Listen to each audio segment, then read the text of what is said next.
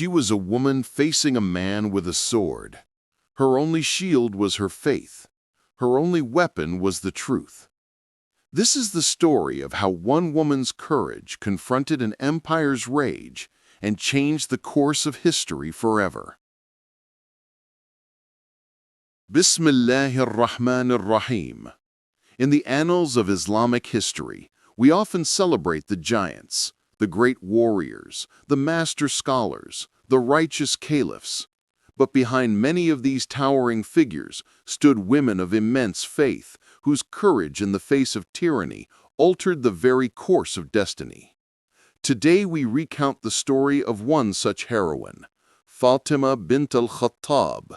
She was Fatimatu Bint al-Khattabi ibn Nufailin ibn al-Uzza. She was raised in one of the most noble and elite households of the Quraysh, the Banu Makhzum, a tribe known for its pride, power, and fierce opposition to the new message of Islam. From this house of privilege and tradition, she was married to a man of similar noble standing, Sa'id ibn Zayd. Together they seemed to embody the very essence of the Qurayshi aristocracy. But destiny had other plans. Sa'id ibn Zayd, through the dawah of the honorable companion Khabbab ibn al-Arat, found the truth. He journeyed to the Prophet Muhammad sallallahu alaihi wasallam and declared the Shahada. His heart now filled with a new light, he returned to his wife, Fatima. He did not fear her reaction, for he knew her intelligence and pure heart. He told her of the new faith, the message of Tawheed, of justice, of a direct connection with the Creator. The seed fell on fertile ground. Without hesitation, no sooner had he finished his speech than she uttered the testimony of faith. Ashhadu an la ilaha illallah wa ashhadu anna Muhammadan Rasulullah. In that moment, Fatima bint al-Khattab, the noble woman of Makhzum, became a servant of Allah alone. Thus began a dangerous new chapter. Khabbab, radiyallahu anhu, would visit them frequently, a brave teacher risking his life to instruct them in the glorious Quran and the tenets of Islam. They concealed their belief, for the air of Mecca was thick with hostility. Their greatest fear was a man known for his iron will, his fierce temper, and his unwavering dedication to the idols of his ancestors. Fatima's own brother, Umar ibn al-Khattab. Umar ibn al-Khattab, his face a mask of fury, straps on his sword with violent intent. He storms through the streets of Mecca. A man stops him and asked, "Where are you going, Omar? Why do you carry your sword?" Omar replied, "I am going to kill Muhammad, who has split our community and insulted our gods." The man asked, "Do you think the Banu Abd Manaf will let you walk freely if you shed Muhammad's blood? Why not begin with your own household? Your sister Fatima and her husband Sa'id have forsaken your religion and followed Muhammad." The revelation was like fuel to the fire of his rage. His mission shifted instantly. Enraged that his own kin had betrayed the ways of their forefathers, he turned and marched towards his sister's house, his heart set on vengeance. What was this murmuring I heard? It was nothing. I have been informed that you have followed Muhammad. They bore his assault with exemplary patience, their faith a shield against his brutality. And in that moment of violence, something shifted. The sight of his sister, bloodied but unbroken, her faith unshaken, gave him pause. Her sincerity and fortitude struck a chord deep within him. "Show me what you were reading." You are impure. Only those who are pure may touch it.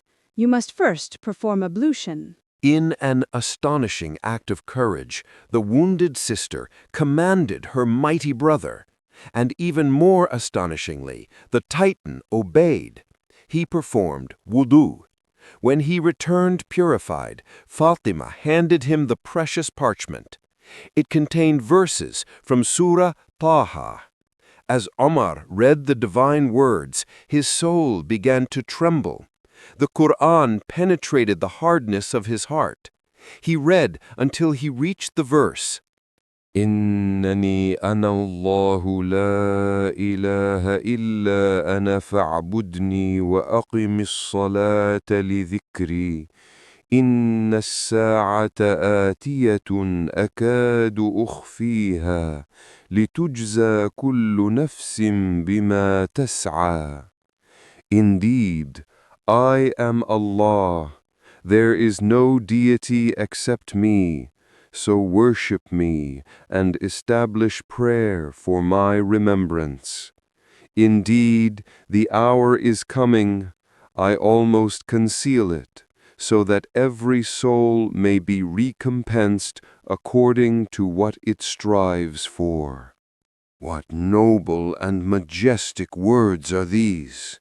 Hearing this, Khabbab ibn al-Arat emerges from his hiding place, his face radiant with hope and relief.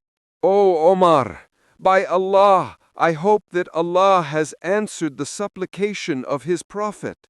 Just yesterday I heard him supplicating, O Allah, strengthen Islam with the one who is more beloved to you of these two men, either Abu Jahl ibn Hisham or Umar ibn al-Khattab. The pieces of the divine plan fell into place. The Prophet's prayer had reached the heavens, and the response was unfolding in this very room.